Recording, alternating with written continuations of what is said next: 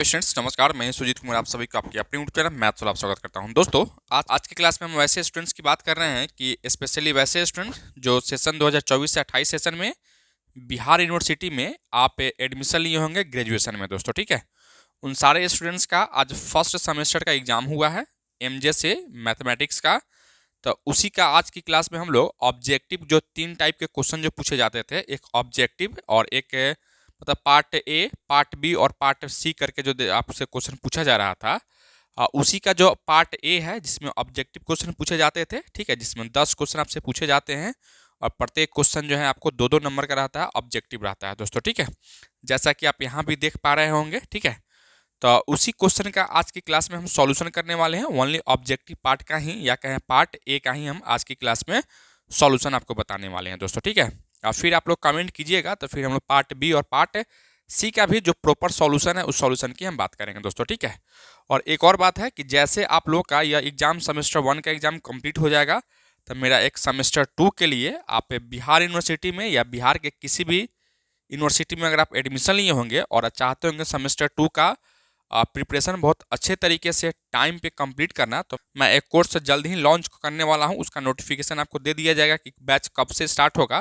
तो आप उस कोर्स को ज्वाइन कर सकते हैं। ठीक है, उस कोर्स को ज्वाइन करके आप प्रॉपर तरीके से सेमेस्टर 2 का प्रिपरेशन स्पेशली मैथमेटिक्स का एमजे से या एमआईसी में जो भी आपका मैथमेटिक्स होगा उसमें आप कर सकते हैं दोस्तों। ठीक है, तो चलिए हम शुरू करते हैं। जैसा कि आप यहाँ पे देख पा रहे होंगे, स्क्रीन पे आपको दिख रहा होगा। ठीक है, यह क्वेश्चन जो है आपका सेशन जो है ना 24 से 28 सेशन के लिए है और 2024 में यह क्वेश्चन पूछा गया है फर्स्ट सेमेस्टर के लिए दोस्तों। ठीक है, तो इसका जो फर्स्ट क्वेश्चन आपसे कह रहा था, जैसा कि आप यहाँ पे देख पा रहे होंगे, देखो फर्स्ट क्वेश्चन आपसे कह रहा है क्या कि कॉस पाई प्लस का आयोटा साइन पाई का होल पावर हाफ का वैल्यू आपसे पूछ रहा है कि इसका वैल्यू क्या होगा दोस्तों। ठीक है, तो देखो इसका वैल्यू क्या हो जाता है, जैसा कि आप डी मोइवर्स थ्योरम पढ़े होंगे। ठीक है, डी मोइवर्स थ्योरम में क्या कहता है कि कॉस थीटा प्लस का आई साइन थीटा का होल पावर एन रहता है। तो क्या लिखते हैं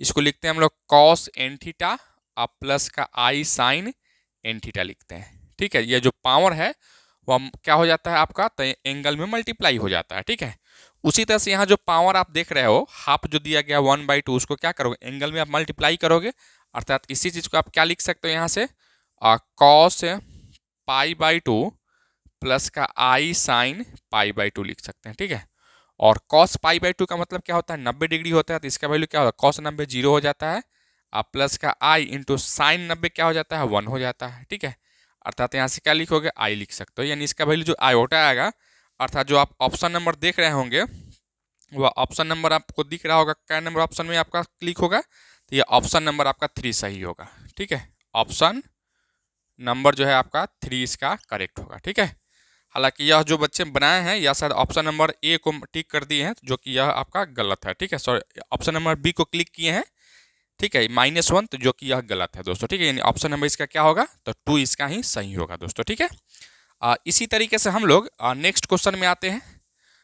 यहाँ तक कोई दिक्कत नहीं होगा समझने में। ठीक है, अब क्वेश्चन नंबर बी में आते हैं। जैसा कि आप लोग देख पा रहे होंगे, बी में आपको क्या दिया गया है, यहाँ से देखना है। यहाँ से बी में आपको दे रखा है, हाँ देखो, बी में एक ग्रिजोरी सीरीज आपको है। ठीक है, यानी क्वेश्चन नंबर बी में ग्रिजोरी सीरीज,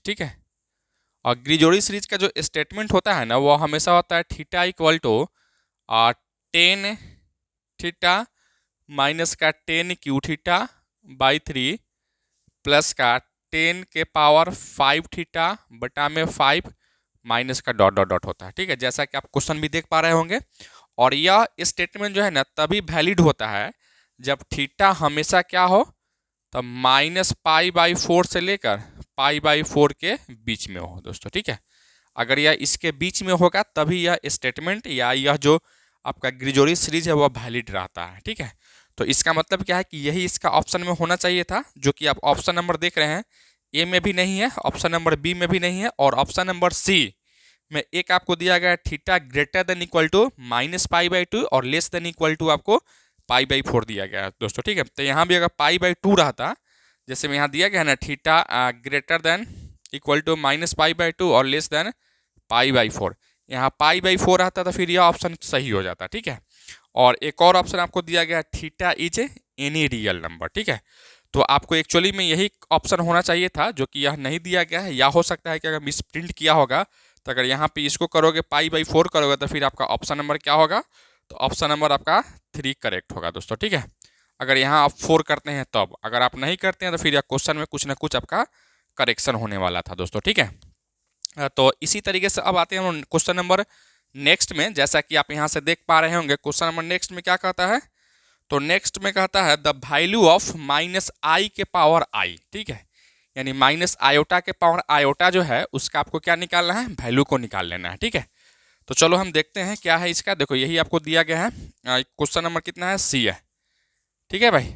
तो सी में -i के पावर माइनस का i आपको दिया गया है, ठीक है। अब इसका आपको वैल्यू निकालना है, क्या होगा इसका वैल्यू। तो देखो इसका वैल्यू हम निकाल के आपको दिखाते हैं। इसको एक्चुअली में ऐसे आप सॉल्व कर सकते हो, जैसे में आप जानते हो ना कि अगर यहाँ x रहता है तो इसको log के फॉर्म में e के पावर क्या लिखते हैं, यहाँ से log x लिख लेते हैं। इसी तरह से इसको अगर आप log के फॉर्म में लिखोगे तो e के पावर कैपिटल log और -i के पावर -i लिख सकते हो, ठीक है। अर्थात इसी चीज़ को आप यहाँ से कैपिटल log i और यह जो -i है इसको बाहर लिख सकते हो, ठीक है। अब आप खाली आप इसको सॉल्व करो, ठीक है। अर्थात log -i को सॉल्व करो। अब यहाँ से देखो यह कॉम्प्लेक्स आर्गूमेंट का क्वेश्चन था एक्चुअली में, ठीक है। यह कैपिटल log को आप स्मॉल log में जब इसको कन्वर्ट करते हैं यहाँ से, तो 2n पाई i को ऐड करना पड़ता है। आप प्लस का यहाँ से माइनस आयोटा लिख सकते हो, ठीक है। फिर इसको आगे बढ़ाओगे, यहाँ से 2n पाई i आप लिख सकते हो यहाँ से, ठीक है। और यहाँ से log इस -i को आप लिख सकते हो cos π/2 -i sin π/2 लिख सकते हैं, ठीक है। ऐसा क्यों लिख रहे थे, ऐसा इसलिए लिख रहे थे, देखो cos π/2 का वैल्यू 0 हो जाता है और sin π/2 का वैल्यू क्या होता है, 1 हो जाता है। 1 में -i से गुना करो तो क्या होगा, i ही हो जाएगा ये, ठीक है। तो इस तरीके से हम लिख सकते हैं। एक फॉर्मूला आप कॉम्प्लेक्स आर्गूमेंट में पढ़ेंगे कि log alpha plus i beta equal to रहेगा, तो आप इसको हमेशा लिखोगे 1/2 log अल्फा का स्क्वायर प्लस का बीटा का स्क्वायर और plus iota into 10 inverse beta by alpha लिख सकते हैं, ठीक है। अगर यहाँ माइनस रहेगा तो फिर आप यहाँ पे माइनस दोगे, ठीक है। यही फॉर्मूला आप लिखोगे। तो इसी के आधार पर अगर इसको आप आगे बढ़ाओगे तो 2n पाई i प्लस का 1/2 इंटू लॉग क्या लिख सकते हो, ये दोनों को जोड़ोगे यानी cos स्क्वायर π/2 प्लस का साइन स्क्वायर π/2 और यहाँ से माइनस है तो इसलिए हम माइनस दोगे और 10 इनवर्स क्या लिखोगे, 10 इनवर्स बीटा अपॉन अल्फा, ठीक है। देखो बीटा क्या था, तो आयोटा का कोफिशिएंट, आयोटा का कोफिशिएंट क्या है, साइन है, तो साइन बटा कॉस, तो क्या होगा साइन बटा कॉस क्या लिख सकते हो, 10 आप अल्फा 10 π/2 लिख सकते हैं, ठीक है। फिर आप इसको आगे बढ़ाओगे क्या लिखो यहाँ से 2n पाई i प्लस का 1/2 लॉग और इसका वैल्यू 1 हो जाता और फिर यहाँ से माइनस का 10, देखो यहाँ से 10 इनवर्स 10 π/2 क्या होगा, यहाँ से π/2 होगा अर्थात i π/2 लिख सकते हैं, ठीक है। यहाँ से एक चीज़ छूट गया है, यहाँ से आयोटा छूट रहा है आपका, माइनस का आयोटा होगा एक्चुअली में, ठीक है भाई। अच्छा फिर इसको आगे बढ़ाओ, यहाँ से क्या लिखोगे, यहाँ से 2n पाई i प्लस का log 1 का वैल्यू 0 हो जाता है, यानी यह टर्म 0 हो जाएगा और यहाँ प्लस इंटू माइनस क्या होगा, यहाँ से माइनस लिख सकते हो, तो यहाँ से लिख लो माइनस का i/2 लिख सकते हैं, ठीक है। इतना ही हो गया। तो यह किसका वैल्यू मिला आपको, तो एक्चुअली में मिल गया वैल्यू log -i का। हमको क्या करना है, यहाँ से -i से गुना भी करना है, ठीक है। तो हम यहाँ से -i से गुना कर रहे हैं, तो यहाँ भी आप क्या करोगे, -i से आपको गुना करना पड़ेगा। हम भी यहाँ से गुना कर लेते हैं। जैसे -i से गुना करोगे तो यहाँ से देखो i में i से गुना करो तो i स्क्वायर, i इसका वैल्यू -1 होता है, माइनस इंटू माइनस क्या होगा, प्लस हो जाएगा, यानी 2n पाई होगा। यहाँ भी देखो माइनस से गुना करो तो प्लस हो जाएगा और i स्क्वायर, तो फिर अगेन माइनस, तो यहाँ से क्या लिखोगे माइनस का π/2 अर्थात इसका एलसीएम लोगे तो यहाँ से 4n -1 इंटू π/2 लिख सकते हैं, ठीक है। तो इसका जो आंसर होने वाला है आपका, यही आपका आंसर हो जाएगा। अर्थात आप कह सकते हो कि इसका जो ऑप्शन नंबर है वो ऑप्शन नंबर आपका 1 करेक्ट हो जाएगा दोस्तों, ठीक है। ऑप्शन नंबर ए इसका क्या है, करेक्ट हो जाएगा। इसी तरीके से आपको क्या करना था, क्वेश्चन को सॉल्व करना था दोस्तों, ठीक है। तो इसका ऑप्शन नंबर आपका 1 करेक्ट हो जाएगा दोस्तों, ठीक है। आप लोग टिक किए होंगे, या हालांकि यह बच्चे जो टिक किए हैं यह बच्चे सही टिक किए हैं, क्योंकि इनका भी ऑप्शन नंबर यही था। अच्छा है, यह क्वेश्चन सही है दोस्तों, ठीक है। कि यहाँ से क्या आता है, 4n -1 इंटू पाई बाई 2 आया था, ठीक है। तो यह किसका वैल्यू मिला था आपको, -i log -i का। तो इसी चीज़ को हम क्या लिखे थे, e के पावर में लिखे थे ना, e के पावर -log माइनस का आई, तो यहाँ भी क्या करोगे, e के पावर में लगा लोगे, यहाँ से 4n -1 इंटू पाई बाई 2 लिखेंगे दोस्तों, ठीक है। तो यही जो ऑप्शन नंबर आपका 1 जो आपको दिया गया था वही उसका करेक्ट आंसर रहा होगा, ठीक है।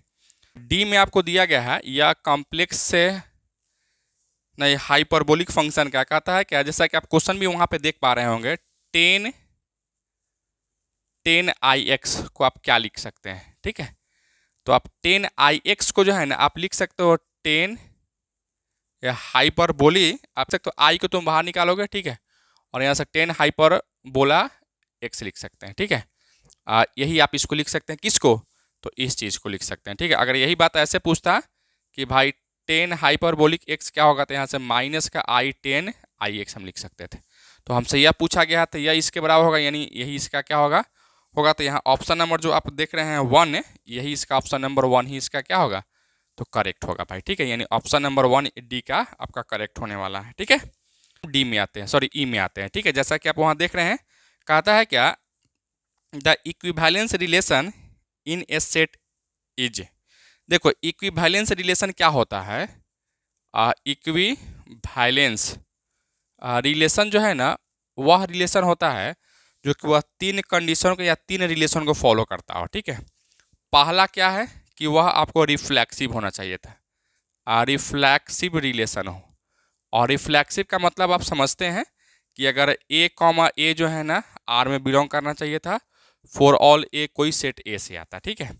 इसी तरह से दूसरा कंडीशन क्या है कि सिमेट्रिक होना चाहिए था, वह रिलेशन कैसा होना चाहिए था, सिमेट्रिक रिलेशन होना चाहिए था, ठीक है। और सिमेट्रिक क्या होता है, सिमेट्रिक होता है क्या, a, b अगर R में है तो आप कह सकते हो कि यहाँ से b, a भी क्या होना चाहिए था, R में होना चाहिए था। फॉर ऑल a, b कोई ना कोई सेट से आता आपका, ठीक है। अच्छा, इसी तरह से यहाँ से 3 में एक होता है ट्रांजेटिव रिलेशन को भी फुलफिल करना चाहिए था, ठीक है।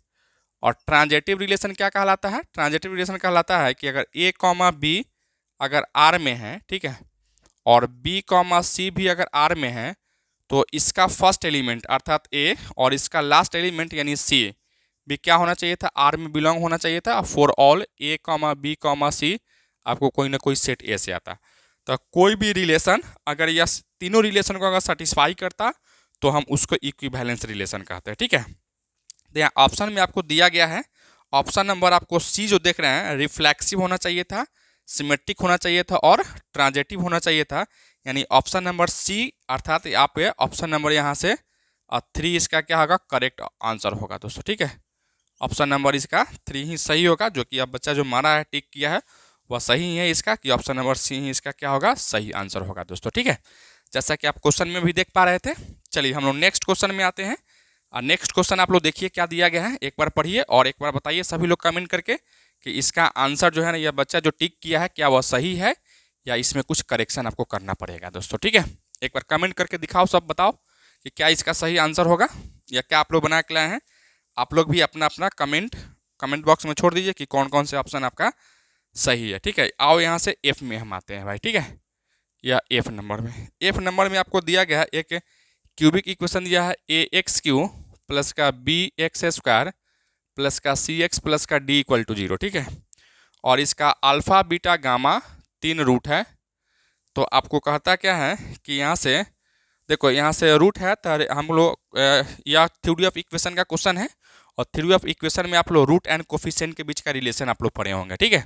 तो यहाँ रिलेशन आपको बताया जाता है कि यहाँ से alpha plus beta plus gamma, इसी को हम समेशन ऑफ अल्फ़ा कहते हैं। यह हमेशा क्या हो जाता है, तो -b/a, ठीक है। यानी कोफिशिएंट ऑफ x² और बट्टा में coefficient of x³ with negative sign. उसी तरह से एक होता है आपको प्रोडक्ट ऑफ अल्फ़ा, यानी अल्फ़ा बीटा प्लस का बीटा गामा और प्लस का गामा अल्फ़ा, ठीक है। इसको समेशन ऑफ अल्फ़ा बीटा कहते हैं। और इसको हम क्या लिखेंगे तो C/A लिख सकते हैं। एक होता है आपको यहाँ पे अल्फा बीटा गामा, ठीक है, इसको आप क्या लिखते हो हमेशा -D/A लिखते हैं, ठीक है। तो आपसे जो क्वेश्चन पूछ रहा था वह क्वेश्चन पूछ रहा है समेशन ऑफ अल्फा, यानी इसका वैल्यू क्या होगा, ठीक है। तो इसका वैल्यू क्या होने वाला है तो -B/A होने वाला, अर्थात ऑप्शन नंबर इसका 1 होने वाला है, ठीक है। ऑप्शन नंबर क्या होगा इसका तो 1 होगा। हालांकि यह बच्चा जो मारा है ये ऑप्शन नंबर 3 मार दिया है, ठीक है, D/A, जो कि इसका रॉन्ग है, ठीक है, ये इसका गलत है दोस्तों, ठीक है। इसी तरह से हम आगे बढ़ते हैं। क्वेश्चन नंबर आप जी देखिएगा। जी जैसा कि आप देख रहे हो कि ये भी एक क्यूबिक इक्वेशन ही दिया गया है, ठीक है, और इसका क्या है एक रूट आपको दिया गया है, तो बाकी जो 2 रूट है वही आपको निकालना है। क्यूबिक इक्वेशन में कितना रूट होता है 3 रूट्स होते हैं। जैसा कि यहाँ पे आपको दिया गया है 2x³ प्लस का 6x² प्लस का 7x प्लस का 60 = 0 दिया गया है दोस्तों, ठीक है। और इसका एक रूट आपको दिया गया है। जैसा कि यह क्यूबिक इक्वेशन है तो क्यूबिक में क्या इक्वेशन होगा, क्या रूट होता है इसका, तो इसका इक्वेशन 3 होगा या रूट्स इसका 3 होगा, जिसमें एक रूट आपको दिया गया है x = -4, ठीक है। तो x = -4 अगर दिया गया है एक रूट, तो बाकी 2 रूट्स आपको निकालना है। तो 2 रूट्स निकालने के लिए यहाँ के देखो, यहाँ से क्या लिखोगे x + 4 = 0, अर्थात यह x + 4 जो है इसका एगो फैक्टर होता है, ठीक है। तो चलो हम फैक्टर कर लेते हैं। यहाँ से देखो ऐसे लिख सकते हो इसको 2x³ आप इस तरीके से इसको तोड़िए कि यह एक फैक्टर बने, ठीक है। यहाँ से 2x³ है और यहाँ से लिख सकते हो प्लस का 8x² माइनस का 2x², फिर यहाँ से लिख सकते हो माइनस का 8x, ठीक है, और प्लस का 15x प्लस का 60 = 0। देखो हम इस तरीके से इसको ब्रेक कर लिया। देखो यहाँ से 6x² में 2x घटाओगे तो 6x हो जाएगा, 8 में से 2 घटाओगे तो 6 हो जाएगा, और यहाँ 15 में से 8 को घटाओगे तो फिर प्लस का 7 हो जाएगा, और प्लस 60 है तो 60 को रहने देते हैं, ठीक है। अब इसमें से कॉमन निकालोगे 2x² बाहर निकालो तो क्या बचेगा यहाँ से x + का 4 होगा, यहाँ से माइनस का 2x बाहर निकालो तो यहाँ भी x + का 4 होगा, और यहाँ से 15 बाहर निकालो तो x + का 4 होगा दोस्तों, ठीक है, = 0। अर्थात यहाँ से x + 4 इंटू क्या लिखोगे 2x² माइनस का 2x प्लस का 15 = 0 होगा। तो एक तो फैक्टर आपको मिल गया। तब इसी का हमको क्या निकालना है, ये आप क्वाड्रेटिक अगर इसका 2 रूट्स होने वाला है तो 2 रूट्स आप ऐसे निकाल सकते हो 2x² माइनस का 2x प्लस का 15 = 0 है, ठीक है। अब इसका रूट्स कैसे निकालते हैं, x = -b plus minus √b² minus का 4ac बट्टा में 2a लिख सकते हो। अर्थात देखो b का वैल्यू यहाँ से -2 है तो यहाँ से प्लस का 2 प्लस माइनस √, क्या लिखोगे 2 का स्क्वायर 4 -4 इंटू AC, a में यहाँ से 30 हो जाएगा, यानी यहाँ से लिख सकते हो 30, अब बट्टा में 2 × 2 लिख सकते हो, ठीक है।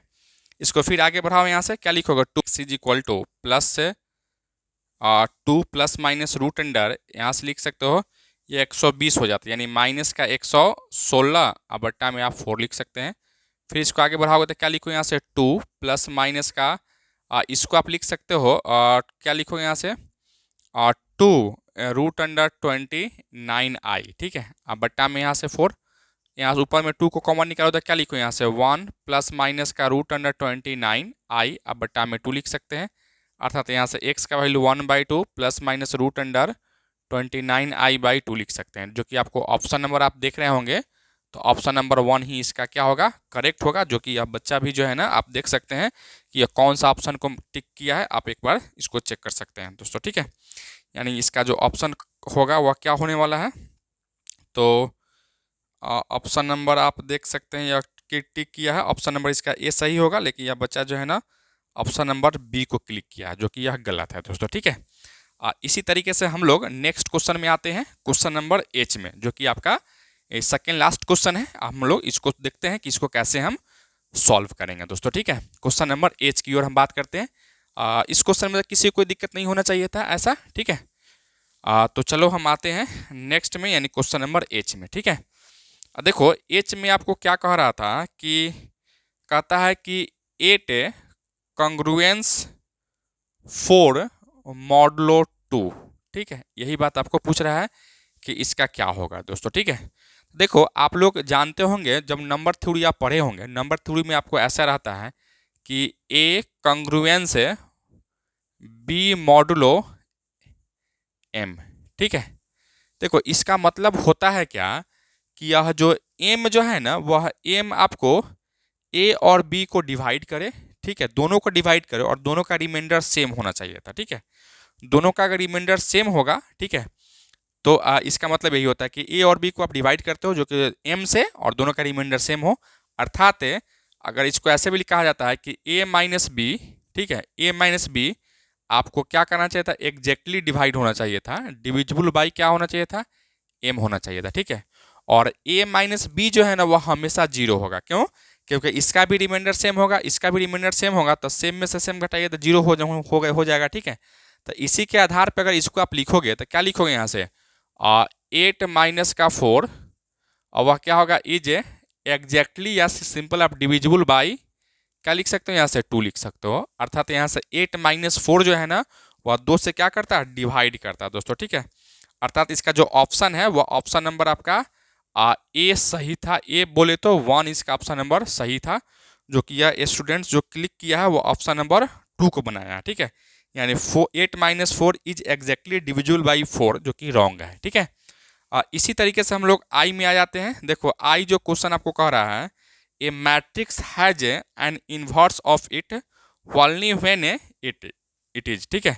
देखो इन्वर्स जब भी हम निकालते हैं तो ए इन्वर्स इक्वल टू हो जाता है एडजॉइंट ऑफ ए, जैसा कि आप क्वेश्चन में भी देख पा रहे होंगे, अब टाइम में डिटर्मिनेंट ऑफ ए होता है, ठीक है। जहां आपको डिटर्मिनेंट ऑफ ए जो है ना कभी भी जीरो के बराबर नहीं हो, अर्थात जब डिटर्मिनेंट ऑफ ए जीरो के बराबर नहीं हो तो इसी को क्या कहा जाता है, नॉन सिंगुलर। कौन सा मैट्रिक्स होना चाहिए था, नॉन सिंगुलर मैट्रिक्स होना चाहिए था, ठीक है। जो कि ऑप्शन नंबर आप यहाँ 1 में देख रहे हैं वह डायगोनल मैट्रिक्स है, ऑर्थोगोनल है, स्क्वायर है, और लास्ट ऑप्शन जो है 4 में वह नॉन ऑफ दीज है। तो यहाँ से क्या होना चाहिए था इसका ऑप्शन, तो इसका जो है ना ऑप्शन नंबर 4 यानी नॉन ऑफ दीज ही इसका ऑप्शन होगा, क्यों, क्योंकि हमको नॉन सिंगुलर मैट्रिक्स चाहिए था, जो कि नॉन सिंगुलर मैट्रिक्स ना ऑप्शन नंबर ए में दिया गया है, ना बी में दिया गया है, ना सी में दिया गया है, तो एक लास्ट ऑप्शन तो आपको नॉन ऑफ दीज है ही दोस्तों, ठीक है। तो आप नॉन ऑफ दीज में भी आप क्लिक कर सकते हैं। इसी तरीके से हम लोग एक लास्ट क्वेश्चन नंबर जे में आते हैं, ठीक है, जैसा कि आप स्क्रीन पर भी देख पा रहे होंगे या देख रहे होंगे, ठीक है। हमें देखो यही क्वेश्चन नंबर जे की हम बात कर रहे थे, यहीं से हम कर लेते हैं। जे में कहता है क्या कि ए और बी जो है ना कोई नॉन सिंगुलर मैट्रिक्स है, जो कि आपका जिसका क्या है, सेम ऑर्डर है, ठीक है। तो यहाँ से ए बी जो है ना ए इंटू बी का होल इन्वर्स निकालिएगा तो यह हमेशा B inverse into A inverse हो जाता है, ठीक है। यह मैट्रिक्स का प्रॉपर्टी यह कहता है। तो यह जो ऑप्शन आप देख रहे होंगे ये ऑप्शन नंबर ए में ही है, ए बोले तो 1 में है, यह जो स्टूडेंट्स भी क्लिक किया है ऑप्शन नंबर 1 जो कि सही है दोस्तों, ठीक है। तो इस तरीके से हम लोग आज की क्लास में ऑब्जेक्टिव क्वेश्चन का सॉल्यूशन हम लोग आप लोग कमेंट कीजिएगा कि आप लोग का अगर पार्ट 2 या कहें पार्ट बी में जो शॉर्ट टाइप क्वेश्चन है 5 नंबर के लिए अगर वो भी उसका भी सॉल्यूशन अगर आप चाहते हैं तो कमेंट बॉक्स में कमेंट क्यों कीजिएगा, ठीक है। और साथ ही साथ यह भी आप बताइएगा कि आपका जो है ना ऑब्जेक्टिव क्वेश्चन कितना सही हुआ है और कौन कौन से क्वेश्चन आप रॉन्ग कर दिए हैं दोस्तों, ठीक है।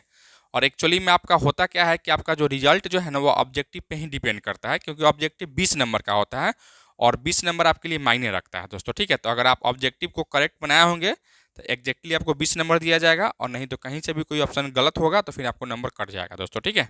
जैसे आप लोग का सेमेस्टर 1 का एग्जाम समाप्त होगा उसके कुछ दिन बाद या 1 या 2 दिन बाद मेरा सेमेस्टर 2 का बैच अनाउंस होगा या बैच आने वाला है। तो जो भी बच्चे चाहते हैं, चाहे बिहार के किसी भी यूनिवर्सिटी में आप एडमिशन लिए होंगे, चाहे वो बिहार यूनिवर्सिटी हो या मिथिला यूनिवर्सिटी हो या पाटलिपुत्र यूनिवर्सिटी हो या पटना यूनिवर्सिटी हो या मगध यूनिवर्सिटी हो, कोई भी यूनिवर्सिटी में अगर आप एडमिशन लिए होंगे और चाहते हैं कि सेकेंड सेमेस्टर का प्रिपरेशन हम करें तो मेरे बैच को आप ज्वाइन कर सकते हैं। बैच को ज्वाइन करके आप सेमेस्टर 2 का मेजर कोर्स मैथमेटिक्स या माइनर कोर्स मैथमेटिक्स का प्रिपरेशन आप सही ढंग से और प्रॉपर वे में आप कर सकते हैं दोस्तों, ठीक है।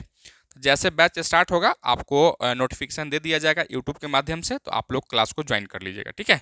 आज की क्लास में इतना ही रखते हैं। लेक्चर आपको कैसा लगा आप कमेंट कर जरूर बताइएगा। Thank you so much for watching this.